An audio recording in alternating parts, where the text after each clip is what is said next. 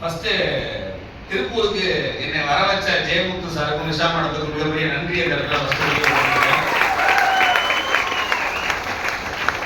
எல்லாரும் எப்படி இருக்கீங்க? பார்த்தாலே தெரியுது, செம்மையா சூப்பரா இருக்கீங்க. கண்டிப்பா மகிழ்ச்சி. என்னை பத்தின அறிமுகம் தேவையில்ல.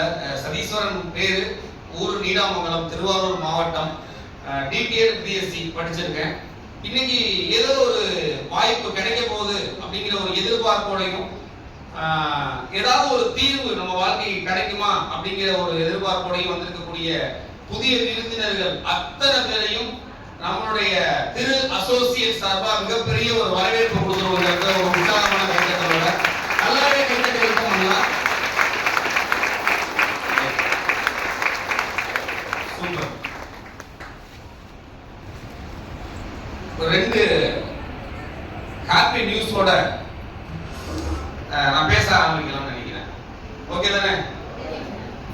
ஃபர்ஸ்ட் ஹாப்பி நியூஸ் என்னன்னா, நான் பேசுனதை விட ப்ரோக்ராம் முடியுது, அதுக்கப்புறம் யாரும் பேசுறதுக்கு இல்லை.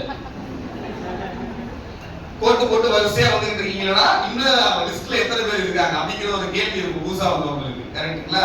எனக்கு அப்புறம் இல்லை, ப்ரோக்ராம் முடிய போகுது, நான் பேசி முடிச்சோன்னு. ரெண்டாவது ஹாப்பி நியூஸ், நான் ரொம்ப பேச மாட்டேன், கம்மியா பேசி முடிக்கிறேன் உங்களுக்காக.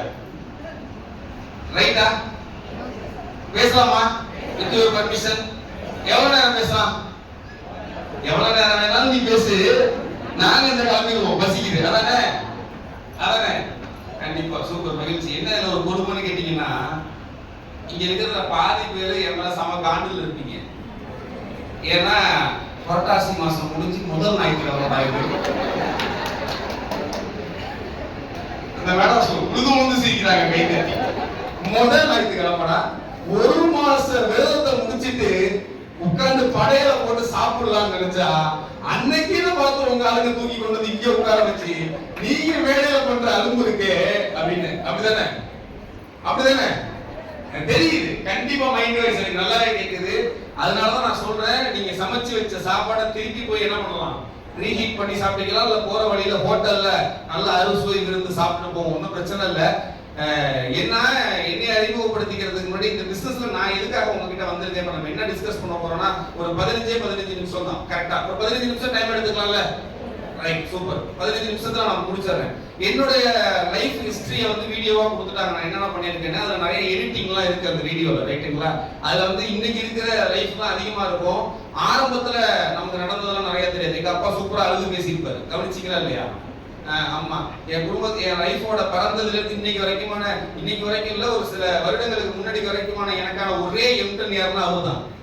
ரைட்டுங்களா? ஆனா இன்னைக்கு பாத்தீங்கன்னா கண் கலங்கி பேசி இருப்பாரு. ரைட்டுங்களா? என்ன அப்படின்னு கேட்டீங்கன்னா, பொதுவா பணம் சம்பாதிக்கணும், அதான் நம்ம எல்லாரோட நோக்கம். கரெக்ட் தானே?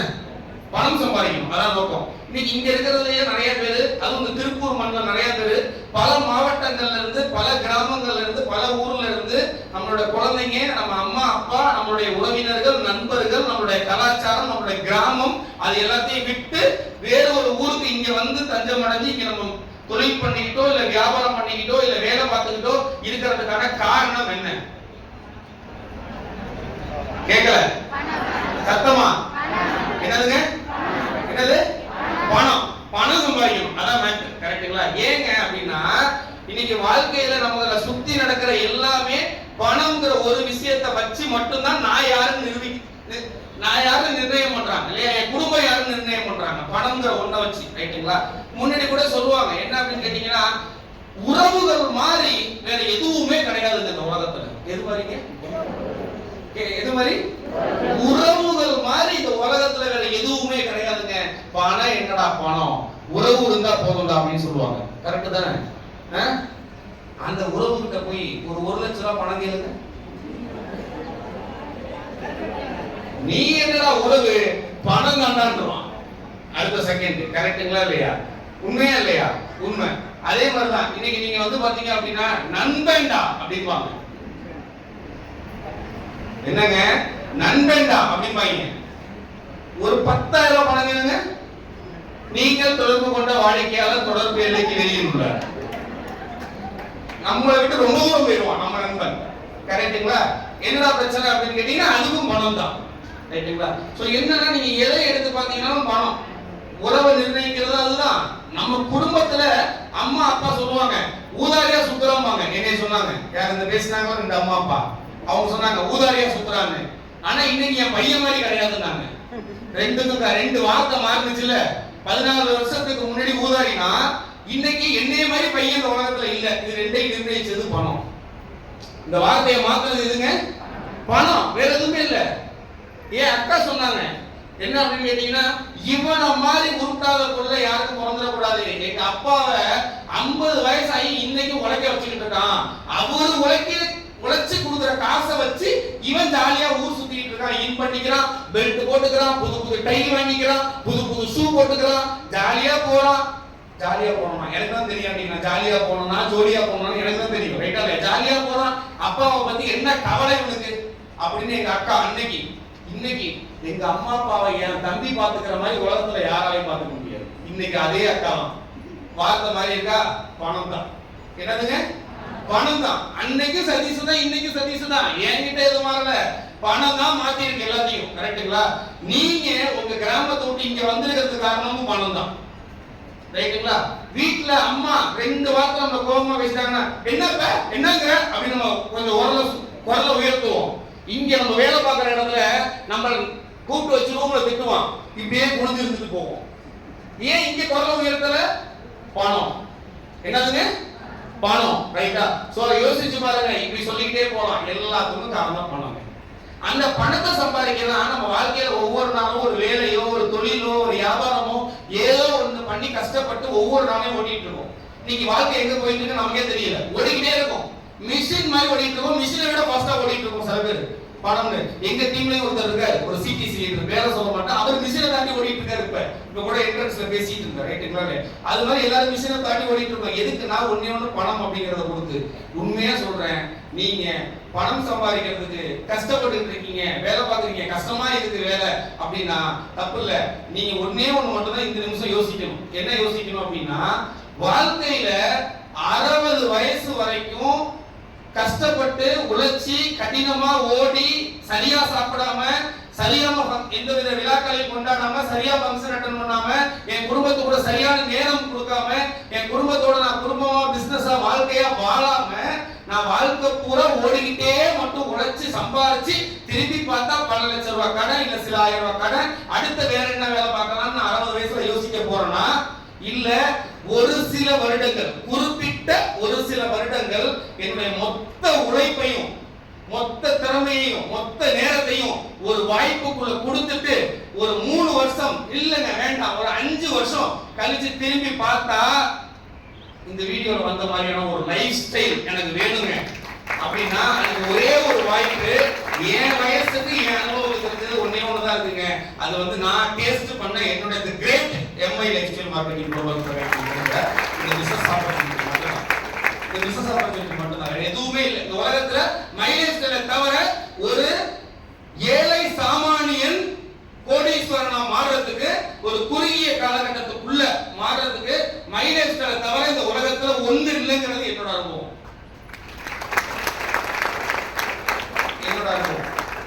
அதை எப்படி தம்பி நீ சொல்ற அப்படின்னு கேட்டீங்கன்னா, நீங்க வாங்க, நம்ம தனியா உட்காந்து நிறைய நேரம் என்ன பண்ணுவோம், பேசுவோம். இப்ப அதுக்கு நேரம் என்ன பண்ணலாங்க, இல்ல நிறைய நேரம் என்ன பண்ணுவோங்க, பேசுவோம். பொதுவா வந்து நம்ம எல்லாருக்குமே ஒண்ணு தோணும், வாங்குறவங்க கோடீஸ்வரனா இருக்காங்களா, விக்கிறவங்க கோடீஸ்வரனா இருக்காங்களா இந்த உலகத்துல? கேட்கல. யாரு கோடீஸ்வரனா இருக்கா? விக்கிறவங்க தான் கோடீஸ்வரன். நம்மளாம் என்ன பண்ணிட்டு இருக்கோம்?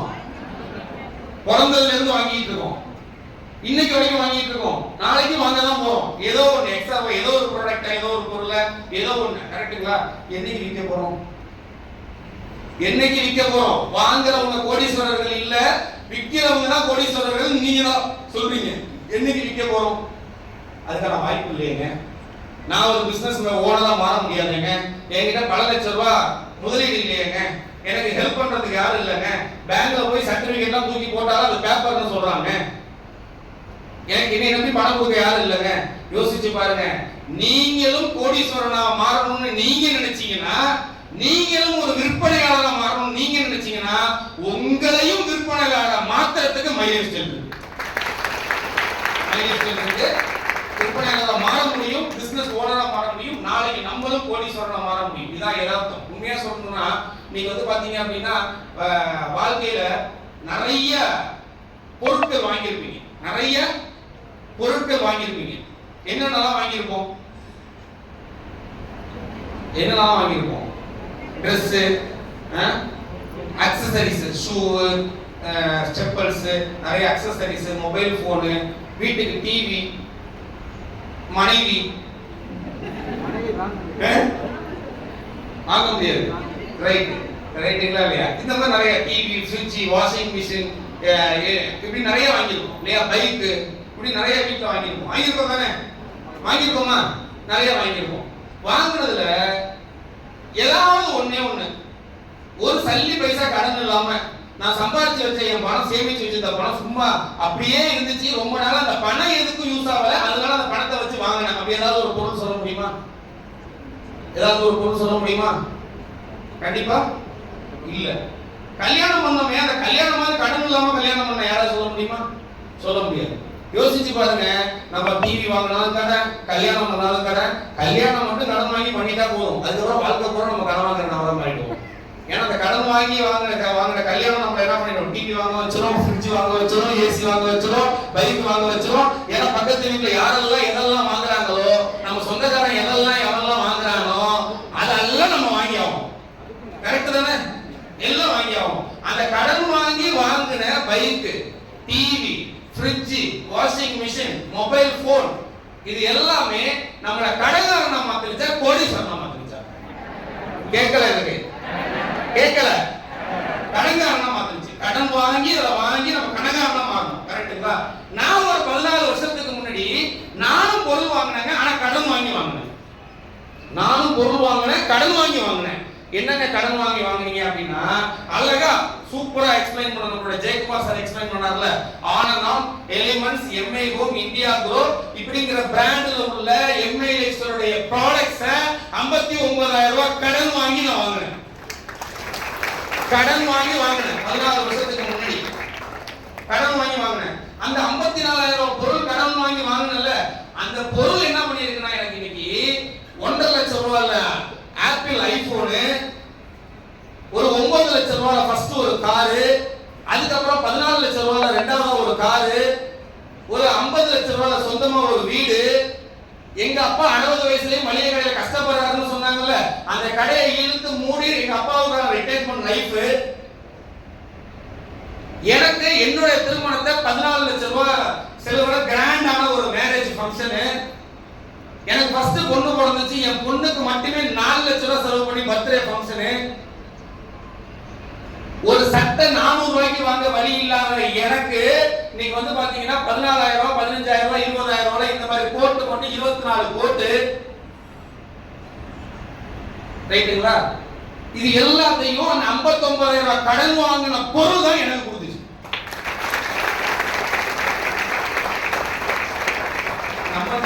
கடன் வாங்கின பொருள் தான் எனக்கு என்ன பண்ணுச்சு? கொடுத்துச்சு. எப்படிங்க அந்த பொருள் உனக்கு கொடுத்துச்சு அப்படின்னு நீங்க கேட்டீங்கன்னா, வாழ்க்கையில நம்ம கடன் வாங்கி வாங்கின அத்தனை பொருள் நம்ம கடன்காரனாவும் வாடிக்கையாளராகவும் மட்டும் வச்சிருந்துச்சு.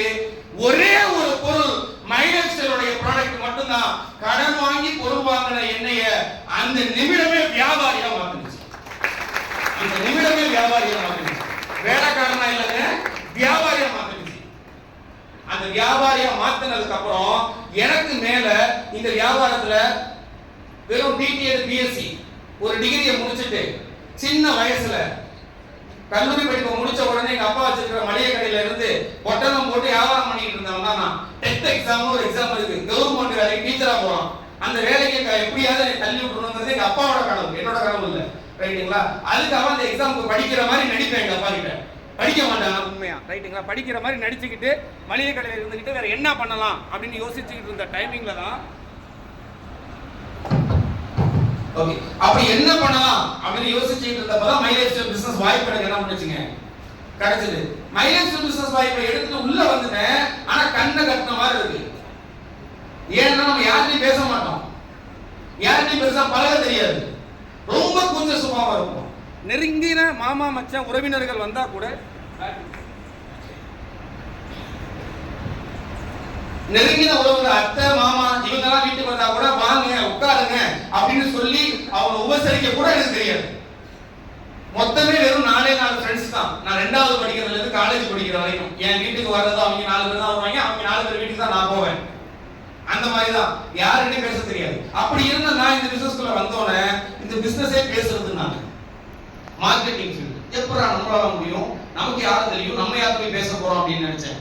எனக்கு கையை பிடிச்சாங்க, என்கிட்ட ஒண்ணே சொன்னாங்க, என்ன அப்படின்னா நீ முதல்ல யாரையும் பேசாம இருந்தா ஜெயிச்சிருவாங்க. என்கிட்ட என்னோட லீடர் சொன்னாரு, அப்பாடா அப்படின்னு ஒரு நிம்மதியா இருந்துச்சு. நீ யாரையும் பேசாம இருந்தீங்கன்னா என்ன பண்ணிடலாம், ஜெயிச்சிடலாம் அப்படின்னு எனக்கு புரிஞ்சிருந்துச்சு. பேசுறதுதான் எனக்கு வராது, பேசாம இருக்கலாம்னா ஓகே அப்படின்னு. அடுத்தது சொன்னாங்க, உன்னுடைய நண்பர்கள் உறவினர்கள் யாருக்கிட்டையும் போய் இந்த ப்ராடக்ட்டை பத்தியோ பிசினஸ் நீ பேச வேண்டாம், ப்ராடக்ட்டை நீ அதை விற்க முயற்சி பண்ணாதானே. 2வது அப்பாடா அப்படின்னு இருந்துச்சு. ஏன்னா அந்த ப்ராடக்ட் விற்கிறது நமக்கு என்ன பண்ணாது, ஸ்டார்டிங்ல பிடிக்காது, ரைட்டுங்களா. ப்ராடக்ட்டை விற்க வேணாம், ரைட்டு அப்படின்னு. அப்புறம் என்னதாங்க பிசினஸ் அப்படின்னு அவங்க சொன்னாங்க, நீ ஒண்ணு இல்ல, வாங்கிருக்கீல 59,000 ப்ராடக்ட், அதை வீட்டுல வை, உன் வீட்டுக்கு நாங்க வரோம், ஹெல்த் கேம்ப்னு சொல்லி ஹோம் கேம்ப் பண்றதுக்கு நாங்க வரோம். எங்களுக்கு 3 வருஷம் எக்ஸ்பீரியன்ஸ் இருக்கு, இந்த சார் இவங்களுக்கு 5 வருஷம் எக்ஸ்பீரியன்ஸ் இருக்கு, இவங்களுக்கு 10 வருஷம் எக்ஸ்பீரியன்ஸ் இருக்கு, என்னுடைய ஜூனியர் இவங்களுக்கு 1 வருஷம் எக்ஸ்பீரியன்ஸ் இருக்கு, நாங்க எல்லாரும் வரோம் உன் வீட்டுக்கு, நீ ஜஸ்ட் ஆர்கனைஸ் பண்ணி உட்கார மட்டும் வை உன்னுடைய நண்பர்கள் உறவினர்களை, ப்ராடக்ட்டை நாங்க பேசுறோம், பிசினஸ் நாங்க பேசுறோம், அவங்கள பணத்தை கொடுக்க வைக்கிறோம், பொருளை நாங்க கொடுக்குறோம், எல்லாத்தையும் நான் பாத்துக்கிறோம், நீ என் கூட இருந்தா மட்டும் போதும். நான் என்ன சொன்னாங்க, என் கூட இருந்தா மட்டும் போதும் அப்படின்னாங்க. ரைட், சூப்பர் டீல், எனக்கு பிடிச்சிருந்துச்சு. அப்படியே சொல்லி பிசினஸ் கொஞ்சம் கொஞ்சமா ஸ்டார்ட் பண்ண ஆரம்பிச்சேன். ஆரம்பத்துல பேசவே தெரியாது. நீங்க ஸ்டேஜ்ல பேசுறதுக்கு நீங்க நிறைய பேர் ஆர்வமா ஓடி வந்தீங்க, நிறைய பேர் இல்லையா, மைக்கை பிடிச்சிட்டு விட மாட்டேன்ட்டீங்க. ஆரம்பத்துல நான்லாம் வரும்போது டைலாம் கட்டி எல்லாம் பண்ணி வரும்போது மைக்கு கொடுத்தாங்கன்னா கால் ரெண்டு டான்ஸ் ஆடும், இப்படி பிடிச்சிக்குவேன் இருக்கமா, என்னோட பயம் தெரியாததுக்கு. அப்படியா பேச ஆரம்பிச்சேன். இன்னைக்கு எல்லாரும் ஆர்வமா வந்து சந்தோஷமா இருந்துச்சு, ரைட்டுங்களா. சோ அந்த மாதிரி தொழில ஆரம்பிக்க ஆரம்பிச்சேன். ஒண்ணே ஒண்ணு, இந்த பிசினஸ்ல ஜீரோல இருந்தேன்னா இங்க வந்திருக்கிறதுக்கு காரணம் என்ன தெரியுமா, எனக்கு மேல ஒரு 10 பேர் இருந்தாங்க. அந்த 10 பேர் தான் என்னை கொண்டு நிப்பாட்டிருக்காங்க. எனக்கு மேல இருந்த 10 பேர் தான் என்னை கொண்டு பண்ணிருக்காங்க, நிப்பாட்டிருக்காங்க. அவங்க கையை பிடிச்சி பிசினஸ் சொல்லி கொடுத்தாங்க, கூட இருந்து செஞ்சு கொடுத்தாங்க. என்னோட பிசினஸ் அவங்களோட பிசினஸா பண்ண ஆரம்பிச்சாங்க. ஆரம்பத்துல கொஞ்சம் கொஞ்சமா அவங்க செய்யறதெல்லாம் கூடவே இருந்து பார்க்க ஆரம்பிச்சேன், கவனிக்க ஆரம்பிச்சேன். ஆட்டோமேட்டிக்கா நம்மள அறியாம நமக்குள்ள பதிய ஆரம்பிச்சது எல்லாமே அவங்கள காப்பி அடிச்சு அப்படியே ஜெராக்ஸா நான் செய்ய ஆரம்பிச்சேன். அவ்வளவுதான், அவங்கள காப்பி அடிச்சேன், அது அப்படியே அவங்க இல்லாம நான் செஞ்சேன், அவ்வளவுதான், வேற ஒண்ணுமே கிடையாது. ஆட்டோமேட்டிக்கா எனக்கு வருமானம் கொஞ்சம் கொஞ்சமா வர ஆரம்பிச்சது. நான் இந்த பிசினஸ்க்குள்ள வரும்போது எதிர்பார்த்து வந்தது ஒண்ணே ஒண்ணு, மாதம் 15,000 எனக்கு வேணும். எவ்வளவுங்க, மாதம் 15,000 எனக்கு வேணும். அதுக்காக நான் இந்த பிசினஸ்க்குள்ள வந்தேன். இன்னைக்கு ஒரு மாதம் எடுத்துக்கிட்டீங்கன்னா எந்த நிமிஷம் என் மொபைல் போன் ஆனாலும், இப்ப இந்த கூட்டத்துல யாராவது என்ன சொல்லுங்க, நான் காட்டுறேன். என்னோட மொபைல் போன் ப்ரோக்ராம் முடிஞ்ச வந்து கேளுங்க, எல்லா பேங்கோட நெட் பேங்கிங்கோட பாஸ்வேர்டு போட்டு ஓபன் பண்ணி காட்டுறேன். என்னை எங்க நீங்க லைஃப்ல பார்த்தாலும் என் மொபைல் போனை வாங்கி நீங்க என்னோட அக்கௌண்ட் பேலன்ஸ் செக் பண்ணீங்கன்னா மினிமம் லட்சத்துக்கு கீழே 1000த்துல என்னோட பேங்க் பேலன்ஸ் இருக்கிறது. சமீப காலம் 1000த்துல இருக்கிறதே இல்ல, லட்சத்துல தான் என்னோட பேங்க் பேலன்ஸ் நான் என்ன பண்ணிட்டு இருக்கேன், நான் மெயின்டைன் பண்ணிட்டு இருக்கேன், ரைட்டுங்களா. எதுக்காக இதை சொல்றேன் அப்படின்னு கேட்டீங்கன்னா, என்னோட வயசு வந்து 34, ரைட்டுங்களா. 34 வயசுல ஒரு செகண்ட் ஹேண்ட் பைக் 10,000 ரூபாய்க்கு ஒரு செகண்ட் ஹேண்ட் பைக் எங்க அப்பா வாங்கி கொடுக்க மாட்டேன்ட்டாரு, இந்த பிசினஸ் நான் போய் பண்றது. அப்ப பைக் வாங்குறது வழி இல்லாம சைக்கிள்ல போய் நிறைய ஊர்ல பிசினஸ் பண்ணிருக்கேன். எனக்கு என் வீட்டுல இருந்து ஒரு 5 கிலோமீட்டர் 10 கிலோமீட்டர் சுத்தளவுல 14 வருஷத்துக்கு முன்னாடி. அதுக்கப்புறம் இந்த பிசினஸ்ல வந்து பைக் வாங்கிட்டு பைக்ல நிறைய ஊர் ஃபீல்டு போயிருக்கோம். பஸ்ல போய் அந்த ஊர்ல வாடகை சைக்கிள் எடுத்துட்டு போவேன். இப்படிதான் நம்மளுடைய லைஃப் என்ன பண்ணுச்சுன்னா ஸ்டார்ட் ஆனிச்சு. ஆனா இன்னைக்கு 34 வயசுக்குள்ள ஒரு சாதாரண சாமானிய மனிதனுடைய கனவா என்னென்ன சொல்லுவோம், ஒரு அழகான வீடு வேணுங்க, ரெண்டல் ஓனரோட தொந்தரவு இல்லாத ஒரு நிம்மதியா வாழ்றதுக்கு ஒரு வீடு சொந்தமா வேணும், ஒரு சொந்தமா ஒரு காரு, என் குழந்தைங்க என் மனைவி அம்மா அப்பாவை மழையில நனைய விடாம வெயில்ல காய விடாம அழைச்சிட்டு போறதுக்கு ஒரு கார் வேணும், ரைட்டுங்களா. எங்க அம்மாவுக்கு அப்பாவுக்கு ஒய்ஃபுக்கு நகைகள் வேணும், இதான் எல்லாரும் ஆசைப்படுவோம். ஏன்னா நகைகள், கடன் இல்லாத நிம்மதியான வாழ்க்கை, தொடர்ச்சியா வருமானம் வர்ற ஏதாவது ஒரு தொழிலோ வேலையோ, தொடர்ச்சியா வருமானம் வர்ற ஒரு வாய்ப்பு, இதெல்லாம் விரும்புவோம், இதெல்லாம் விரும்புவோம். அது அத்தனை 34 வயசுல எனக்கு இருக்கு. என்னுடைய ட்ரீம் என்ன, என்னோட கனவு என்ன அப்படின்னா, இன்னும் ஒரு 6 வருஷம் மட்டும்தான் நான் வாழ்க்கையில வாழணும். இன்னும் 6 வருஷம் மட்டும்தான் வாழ்க்கையில உயிரோட வாழணும். என்னடா அப்படி சொல்ற அப்படிங்களா, வேலை பார்க்கறதுக்காக வாழ்றது இன்னும் 6 வருஷம் மட்டும் தான் வாழணும். 40 வயசுக்கு மேல பணம் சம்பாதிக்கிறதுக்காக வாழக்கூடாது. வாழ்க்கையில 40 வருஷத்துக்கு அப்புறம் நீங்க சொர்க்கம் மாதிரி இந்த உலகத்தையே சுத்தி பார்க்கறதுக்கும் கொடுத்திருக்கிற கடவுள் கொடுத்திருக்கிற அத்தனை விஷயங்களையும் பிரபஞ்சம் கொடுத்திருக்கிற அத்தனையும் அனுபவிக்கிறதுக்காக மட்டுமே மிச்ச நாட்கள் அனுபவிக்கணுங்கிறத என்னுடைய கனவு, என்னுடைய ட்ரீம். 40 வயசுல ரிட்டையர்ட் ஆகும், கம்ப்ளீட் ரிட்டையர்ட் ஆகும். இந்த நிமிஷமே ரிட்டையர்ட் ஆன மாதிரி எனக்கு ஃபீல் இருக்கு. ஒன்றும் பெருசா வேலை பார்க்குற மாதிரி இல்லை. ஊர்ல இருந்து கிளம்பி கார்ல வந்தேன், ஏசி ரூம் போட்டு கொடுத்தாங்க, நல்லா தூங்குனேன். காலைல 9 மணிக்கு கிளம்பி ரிலாக்ஸா வந்தேன். மீட்டிங் முடிச்சு திருப்பி கார் எடுத்து வீட்டுக்கு போயிடுவோம். பெருசா ஒண்ணு வேலை பார்க்கல. நீங்க உங்களுடைய யுவராஜ் சார் பேசிட்டு இருக்கிறப்ப சொன்னாரு, என்ன அப்படின்னா, ஏன் சார் டிரைவர் போட்டு வந்தா என்ன அப்படின்னு கேட்டப்ப அவர் சொன்னாரு, ஏங்க நம்மளாம் என்னங்க வேலை பார்க்கிறோம், நம்மளாம் என்னங்க உழைக்கிறோம், நமக்கு வந்து வாயில கொஞ்சம் பேசுறோம், கொஞ்சம் அழகா ட்ரெஸ் பண்றோம், இதை தவிர நம்ம உடல் உழைப்பு என்னங்க இருக்கு, நமக்கு ஒண்ணு இல்லையே எங்க பிசினஸ்ல. அப்ப நான் டிரைவர் போட்டுட்டு நான் கார்ல வந்து தூங்கிட்டு வந்தா தொப்பை பெருசாகி இன்னும் எனக்கு உடம்பு வீணா போகும். நான் அட்லீஸ்ட் அந்த டிரைவிங் பண்ற ஒரு வேலையாவது நான் உறுப்பியா பண்றேன், என் உடலுக்கு என் கைக்கு காலுக்கு வேலை கொடுத்து நான் பண்றேன், அப்பதான் நான் வந்து கொஞ்சம் ஃபிட்டா இருப்பேன் அப்படின்னு சொல்லி சொன்னாரு. சொல்லிட்டு சார் ஹேண்ட்ஸமா அப்பதான் நான் இருப்பேன் அப்படின்னு சொன்னாரு. ரைட்டுங்களா? அது மாதிரி நம்ம இன்னைக்கு வந்து பாத்தீங்கன்னா ஒரு வேலையும் பெரிய உடல் உழைப்பு இல்லாம ஜாலியா ரிலாக்ஸ்டா பல பேரோட சேர்ந்து பிசினஸ் பண்ணக்கூடிய ஒரே ஒரு வாய்ப்பு எதுன்னு கேட்டீங்கன்னா மைலேஜ் பிசினஸ் தான். புதுசா யாராவது ஒருத்தவங்க வாய்ப்பு தெரிஞ்சுக்கிறதுக்கு வந்தவங்க யாராவது இருக்கீங்களா? யாராவது ஒருத்தவங்க? அம்மா கோச்சிக்காம இருந்தீங்கம்மா, கோச்சிக்க வேண்டாம். அம்மாவுக்கு வந்து அம்மாவை இங்க அழைச்சிட்டு வந்தது, கூப்பிட்டது இந்த ப்ரோக்ராமுக்கு, அவங்களுக்கு மேல இந்த வியாபாரம் வாய்ப்பு கொடுத்தது, சாருக்கு மேல வாய்ப்பு கொடுத்தது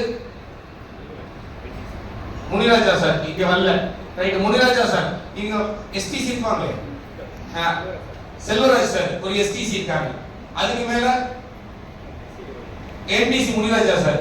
முனிராஜா சாருக்கு மேல வந்து பாத்தீங்கன்னா இன்னைக்கு விஜய் சோழர் சார், சரவணன் சார், அதுக்கு மேல நம்மளோட திருமூர்த்தி சார், மோகனன் சார், இப்படி நிறைய பேர் இருக்காங்க. ரைட்டுங்களா? யோசிச்சு பாத்தீங்கன்னா தேங்க்ஸ்.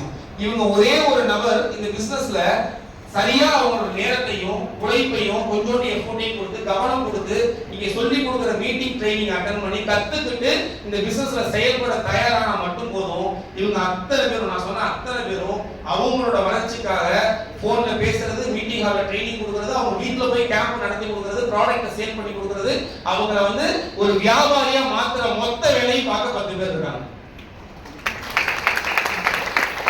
நான் சொன்ன அந்த ஒரு மேடத்துக்கு இல்ல, இங்க வந்திருக்கிற அத்தனை புதிய நபருக்கும் உங்களுக்கு மேல 10 பேர் இருக்காங்க. அந்த 10 பேர் யாருன்னு நீங்க கேட்டு நம்பிக்கீங்க, தெரிஞ்சுக்குங்க. என்னுடைய 10 பேர் தான் என்னை இங்க நிப்பாட்டி இருக்காங்க. உங்களுடைய 10 பேர் உங்களை கண்டிப்பா ஒரு நாள் இந்த மேடையில் நிப்பாட்டுவாங்க, அது மாற்றமே கிடையாது. ஆனா அதுக்கு முதல்ல நான் நிக்கணும், கரெக்டா இல்லையா? நான் 10 வருஷமா இந்த தொழில நின்னதுனாலதான் அவங்க என்னை கொண்டு நிப்பாட்ட முடிஞ்சது. கரெக்ட்டுங்களா? நீங்களும் அவங்க கூட சில வருடங்கள் நிக்க ஆரம்பிங்க, அவங்களும் உங்களை கொண்டு வந்து நிப்பாட்டுவாங்க. எல்லாம் கேட்டாச்சு, காலையில இருந்து எல்லாம் கேட்டாச்சு, ப்ராடக்ட்ஸ் சொல்லிட்டாங்க, பிளான் சொல்லியாச்சு, நிறைய பேர் ஏர்ன் பண்ணவங்கள பார்த்துட்டோம், எல்லாம் பார்த்துட்டோம், எல்லாம் சூப்பரா இருக்கு. கடைசியா ஒண்ணு நம்ம சொல்லுவோம் தெரியுமா? இந்த பிசினஸ் உடனே ஆரம்பிக்கணும் சார். ஆனா அதுல பணம் தான் இல்லை. என்ன இல்ல? பணம் தான். பணம் மட்டும் இருந்துச்சு வச்சுக்கோங்களேன், இந்த இப்ப ஆரம்பிச்சிடணும் அப்படின்பா. சரி, பணம் தான் இல்லையே, ஏன் கல்யாணம் பண்ணீங்களா? பணம் இல்ல, பணம் இருந்தா கல்யாணம் பண்ணிருக்காங்க, பணம் தானே இல்ல, அதனால கல்யாணம் பண்ணலாம் இருக்க வேண்டியதானே? சொல்லுங்க பஸ், இருந்திருக்கலாமா இல்லையா? இருந்திருக்கலாம்ல, ஏன் கல்யாணம் பண்ணீங்க? அப்ப கல்யாணம் பண்றதுக்கு கடன் வாங்குவோம், பணம் தான் இல்லையே, ஏன் பிள்ளைங்க எல்லாம் படிக்க வைக்கிறீங்களா? வீட்டிலே வச்சுக்கோங்களேன். அப்ப படிக்க வைக்க கடன் வாங்குவோம், ஏன்னா நாளைக்கு அவங்க எனக்கு சம்பாதிச்சு சோறு போடணும். கரெக்டா? அப்ப எல்லாரும் கடன் வாங்குவோம். இப்ப நான் ஒரு ஜவுளி ஸ்டோருக்கு போனேன், ட்ரெஸ் எடுக்கலாம்னு, அங்க எழுதி போட்டு வச்சிருக்கான் இஎம்ஐ ட்ரெஸ் எடுத்துக்கலாம், ஜவுளி கடையில போட்டுருக்கான். ஒரு மளிகை கடை டிபார்ட்மெண்ட் ஸ்டோர் போனா இஎம்ஐ மளிகை ஜாமான் வாங்கிக்கலாம், தீபாவளி ஆஃபர், தீபாவளிக்காக வாங்கிக்கலாம் அப்படின்னு போட்டுருக்கான். இன்னும் மிஞ்சி போனா ரெஸ்ட் ரூம் மட்டும் தான் இஎம்ஐல ரெஸ்ட் ரூம் போகலாம்னு சொல்லல, ரெஸ்ட் ரூம் மட்டும் தான் இஎம்ஐல போகலாம்னு சொல்லல, அதுக்கு மட்டும் தான் போர்டு இல்ல எனக்கு தெரிஞ்சு, பே அண்ட் யூஸ் டாய்லெட். கரெக்டா இல்லையா? அந்த டாய்லெட் தவிர மத்த எல்லாமே இஎம்ஐல கொண்டு வந்தாச்சு. யாரு கொண்டு வந்தா? நம்ம தான் கொண்டு வந்தோம். தயவு செஞ்சு ஒரே ஒரு முடிவு இன்னைக்கு எடுத்துட்டு கிளம்புங்க, இந்த ஹால்ல இருந்து ஒரே ஒரு முடிவு எடுத்துட்டு கிளம்புங்க. என்ன அப்படின்னா, வாழ்க்கையில நான் வாங்கக்கூடிய கடைசி கடன் 59,000 ரூபாய். வாழ்க்கையில நான் வாங்கக்கூடிய கடைசி கடன் 59,000 ரூபாய். முடிவெடுங்க. அந்த 59,000 ரூபாய் ப்ராடக்ட்டை வச்சு நான் தொழில் வாய்ப்பை வச்சு பணம் சம்பாதிச்சு மிகப்பெரிய தொழிலதிபர்களா இருக்கக்கூடிய பிசினஸ் மேனா இருக்கிற எல்லாரும் மாதிரியும் நான் சம்பாதிச்சு நான் எனக்கு தேவையான அத்தனை பொருட்களை வாங்கணும்னு ஒரு முடிவெடுங்க. ரைட்டுங்களா? ஏன் சொல்றேன் அப்படின்னா, நீங்க கோடீஸ்வரனா நீங்க பெரிய பெரிய தொழிலதிபர்களா பாக்குற யாருமே கடன் வாங்கி கல்யாணம் பண்றது இல்ல. அம்பானி கடன் வாங்கி கல்யாணம் பண்ணாருங்களா? அவர் பையனுக்கு கல்யாணம் நடந்துச்சு, கடன் வாங்கி பண்ணாராங்க? பண்ணல. அவர் கட்டி வச்சிருக்காரு அத்தனை ஃப்ளோர்ல மாடி வீடு மாளிகை பங்களா, அது கடன் வாங்கி கட்டியிருக்காரா? இல்ல. காரு கடன் வாங்கி வாங்கல. அவர் எதுவும் கடன் வாங்கி வாங்கல. எந்த தொழில் எதையும் கடன் வாங்கி வாங்குறது இல்ல. ஆனா ஜியோ கம்பெனி பேர்ல கடன் இருக்கு, பல கோடி ரூபாய். தெரியுமா? ரிலையன்ஸ் கம்பெனி பேர்ல பல கோடி ரூபாய் கடன் இருக்கு. சீரம்ஸ் ரிலையன்ஸோட one of the shoot company, அது பேர்ல கடன் இருக்கு. ரிலையன்ஸ்ல இருக்கிற எத்தனை பிராண்ட் இருக்கோ அத்தனை பிராண்ட் பேர்லயும் கடன் இருக்கு. ஏன் அப்படின்னா, தொழிலை விரிவுபடுத்த தொழிலை வளர்க்கறதுக்கு கடன் வாங்குவேன். ஆனா என்னுடைய ஆடம்பரத்துக்கும் என்னோட பயன்பாட்டுக்கும் நான் கடன் வாங்க மாட்டேன். இதுதான் தொழிலதிபர்களுடைய பாலிசி. கடன் வாங்கி தொழிலை டெவலப் பண்ணி அந்த தொழில் மூலமா எனக்கு தேவையான அத்தனை நான் கடன் வாங்காம வாங்குவேன். அதுதான். ஆனா நம்மளுடைய மிடில் கிளாஸ் ஃபேமிலி நம்மளோட பாலிசி என்ன தெரியுமா? நான் கடன் வாங்கி எல்லாத்தையும் வாங்குவேன். ஆனா பிசினஸ் பண்றது ஒரு வாய்ப்பு கிடைச்சா மட்டும் நான் என்ன பண்ண மாட்டேன், கடன் வாங்க மாட்டேன், காரணம் சொல்லிட்டு உட்கார்ந்துருப்பேன். அப்படிங்கறத நம்மளுடைய பாலிசி. அந்த ஒரே ஒரு விஷயத்தை யார் ஒருத்தவங்க இந்த கூட்டத்துல மாத்துறீங்களோ அவங்க வாழ்க்கையில மிகப்பெரிய ஒரு உச்சத்தை தொடர்றதுக்கான மிகப்பெரிய ஒரு ஆப்பர்ச்சுனிட்டி தான் நம்மளுடைய மைலேஜ் பிசினஸ் கிடைச்சிருக்கு. கண்டிப்பா நிறைய பேசலாம், ஆனா நேரம் குறைவா இருக்கு. நீங்களும் பிரியாணி சாப்பிடணும், நானும் சாப்பிடணும். அதனால நான் என்ன பண்றேன்னா முடிக்கிறேன். கடைசியா ஒண்ணே ஒன்று மட்டும் சொல்லிட்டு முடிச்சுக்கிறேன். என்ன அப்படின்னு கேட்டீங்கன்னா, இந்த பிசினஸ் எல்லாருமே கண்டிப்பா இந்த நிமிஷம் ஸ்டார்ட் பண்ணுங்க அப்படின்னு நான் சொல்லல. பிசினஸ் ஸ்டார்ட் பண்ணலாம் நான் கட்டாயமா படுத்தல. யாருக்கு விருப்பம் இருக்கோ எடுத்துருவாங்க. இந்த மொத்தமா இருக்கிற இவ்வளவு பேர்ல ஒரு நபர் கூட இந்த பிசினஸ் எடுத்துருவாங்க, நோ ப்ராப்ளம். வெறும் ஒரே ஒரு நபர் கூட பிசினஸ் எடுங்க, ஒன்றும் பிரச்சனை இல்லை. அவங்க டெவலப் பண்றதுக்கு இங்க டீம், கம்பெனி, சிஸ்டம் எல்லாமே இருக்கு. கரெக்ட்டுங்களா? ஆனா அந்த ஒரு நபரை தவிர மற்றவங்க எல்லாரும் ஒண்ணே ஒண்ணு யோசிங்க. என்ன யோசிங்க அப்படின்னா, இந்த பிசினஸ் நான் எடுக்கலன்னா வாழ்க்கையில வேற என்ன வாய்ப்பு எனக்கு கடன் இல்லாம வாழ்க்கையை நகர்த்துறதுக்கு இருக்கு? யோசிங்க. ஏதாவது ஒரு வாய்ப்பு உங்களுக்கு இருக்குன்னா இந்த பிசினஸ் உங்களுக்கு வேண்டியது இல்ல. கரெக்ட் தானே? ரெண்டாவது, நான் இந்த தொழிலை எடுத்து ஒருவேளை நான் தோத்துட்டேனா சார்? நீங்க சொல்றீங்க ரைட், நான் இந்த தொழிலை எடுத்துட்டு தோத்துட்டேனா சார் அப்படின்னா ஒரு குரங்கு கதை ஒண்ணு இருக்கு. சாத்தா சொல்றேன். என்ன அப்படின்னா, ஒரு மரம் இருந்துச்சான், ஒரு பெரிய ஆலமரம். அந்த ஆலமரத்துக்கு பக்கத்துல பெரிய ஒரு குளம். அந்த ஆலமரத்துல ஒரு போர்டு தொங்க விட்டுருந்தாங்க. இந்த குளத்துல ஒரு தடவை குதிச்சு எந்திரிக்கிற அத்தனை யாரு குதிச்சு எந்திரிச்சாலும் அவங்க வந்து மிகப்பெரிய ஒரு அழகான ஒரு சூப்பரான ஹேண்ட்ஸமான ஒரு தேவதையா என்ன பண்ணுவாங்க, எந்திரிப்பாங்க, மாறி எந்திரிப்பாங்க அப்படின்னு அந்த போர்டுல இருந்துச்சான். அந்த மரத்துக்கு மேலே ரெண்டு குரங்கு உட்கார்ந்து இருந்துச்சான். ஒரு குரங்கு சொல்லிச்சான், நான் குதிக்க போறேன் அப்படின்னு. இன்னொரு குரங்கு தடுத்து நிப்பாட்டுச்சான், வேண்டாம் வேண்டாம் குதிச்சிடாத அப்படின்னு. இல்ல நான் குதிக்க போறேன். இல்ல வேண்டாம் சொல்லிட்டு இருக்கும்போதே குதிச்சிருச்சான். குதிச்சு அந்த குளத்துல இருந்து கொஞ்ச நேரம் கழிச்சு எந்திரிச்சு வரும்போது ஒரு அழகான தேவதையா அந்த குரங்கு எந்திரிச்சு வந்துச்சான். அவன் அந்த மரத்துல உட்கார்ந்து இருந்துச்சுல, அந்த குரங்கு கேட்டுச்சான், என்ன தைரியத்துல நீ குதிச்ச? நான் அவ்வளவு சொல்லிட்டு இருக்கும்போது நீ டக்குனு எப்படி குதிச்ச? உனக்கு எப்படி அவ்வளவு ஒரு தைரியம் வந்துச்சு அப்படின்னு கேட்டுச்சான். அதுக்கு அந்த குரங்கு தேவதை சொல்லிச்சான், நான் மரத்துல இருக்கும் போது குரங்கு தான். ஒண்ணு அந்த போர்டுல இருந்த மாதிரி குதிச்சு இப்ப தேவதையா மாறிட்டேன். ஒருவேளை அந்த போர்டு பொய்யா இருந்திருந்தா என்ன ஆயிருக்கும்? நான் எப்போதும் போல குரங்கா தானே இருக்க போறேன். எனக்கு என்ன நட்டம்? குதிச்சு பார்த்ததுனால ஒண்ணும் இல்லைல்ல, ஒரு முயற்சி எடுத்ததுனால எந்த நஷ்டமும் இல்லைல்ல. ஒண்ணு தேவதை, இல்லைன்னா குரங்கு. கழுத குதிச்சுதான் பாப்போமேன்னு குதிச்சேன், இப்ப தேவதையா மாறினல்ல அப்படின்னு. அதே மாதிரிதான் மைலேஜ் பிசினஸ்ல நிறைய பேர் என்னைய தடுத்தாங்க. என் ஃப்ரெண்டு 4 குரங்கு இருக்கு. இந்த இதுல கூட பேட்டி கொடுத்துருக்கோம், பாத்துருக்கீங்களா இல்லையா? சரவணன் ஒருத்தவன், அருள்ராஜ் ஒருத்தவன். அவனா நான் 2வது படிக்கிறதுல இருந்து என் கூட ஃப்ரெண்டு. நான் காலேஜ் படிக்கிற வரைக்கும் என்னை தடுத்தான். டேய் வேணாம்டா மாப்ள, லேகி வைக்க விட்டுருவாங்கடா, உன்னைய சொப்பு சிப்பி வைக்க விட்டுருவாங்கடா, வேண்டாம்டா, அந்த கொடுமை எங்களால பார்க்க முடியாதுன்னா அப்படின்னாங்க. என்னை தடுத்து பார்த்தாங்க. அவங்க சொல்லிக்கிட்டே இருக்கும்போது நான் குதிச்சிட்டேன் மைலேஜ் ஸ்டைல்ல. ஒரு ஒரு சைக்கிளுக்கு வழி இல்லாம, ஒரு பைக்குக்கு வழி இல்லாம, செகண்ட் ஹேண்ட் பைக்குக்கு வழி இல்லாம, ஒரு சொந்த இடத்துல தூங்குறதுக்கு நிம்மதியான தூக்கத்துக்கு வழி இல்லாம, ஒரு 4 நல்ல நபர்களோட பழகிறதுக்கு வழி இல்லாம, வாழ்க்கைனா என்னன்னே தெரியாம இருந்த குரங்க இன்னைக்கு ஒரு ஹீரோவா மைலேஜ் இல்ல இந்த குவட்டத்துல குதிச்சதுனால நீங்க பாருங்க. நீங்க கேட்கலாம், என்ன தைரியத்துல சார் நீங்க குதிச்சீங்கன்னு? கல்ல அப்ப குரங்கு மாதிரி தான் நம்ம இருந்தோம். குதிச்சதுனால இன்னைக்கு இப்படி ஆயிருக்கும். ஒருவேளை இந்த பிசினஸ்ல ஜெயிக்கணும்னா அட்லீஸ்ட் அப்படியே தான் இருக்க போறோம்.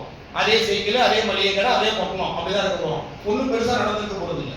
ரைட்டுங்களா? இந்த பிசினஸ்ல நீங்க பிசினஸ் ஸ்டார்ட் பண்றதுனால, ஜஸ்ட் ட்ரை பண்றதுனால எதையாவது இழந்துருவீங்கன்னு உங்களுக்கு மனசு சொன்னுச்சுன்னா, எல்லா ஆங்கிள்லயும் யோசிங்க. எதையாவது இழந்துருவீங்கன்னு உங்க மனசு சொன்னுச்சுன்னா, நான் சொல்றேன் இந்த பிசினஸ் உங்களுக்கு வேண்டாம், ஸ்டார்ட் பண்ணாதீங்க. வேண்டாம், ஸ்டார்ட் பண்ணாதீங்க.